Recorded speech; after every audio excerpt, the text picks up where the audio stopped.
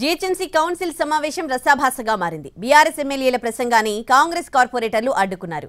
GHMC దుస్థితికి కేటీఆర్ కారణమంటూ కాంగ్రెస్ కార్పొరేటర్లు ఆరోపించారు. దాంతో బీఆర్ఎస్ కాంగ్రెస్ కౌన్సిలర్ల మధ్య వాగ్వాదం చోటు చేసుకుంది.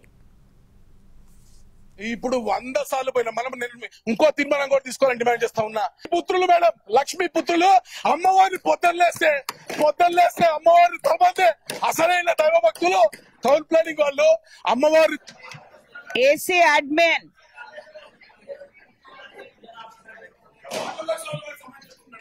సరే మీరు కూర్చోండి శ్రవణ్ గారు. I said I will give. మీరు అడగలేదు, మీరు ఫస్ట్ అడగలేదు. She asked. You did not ask. I was sitting in the front. Gaurav.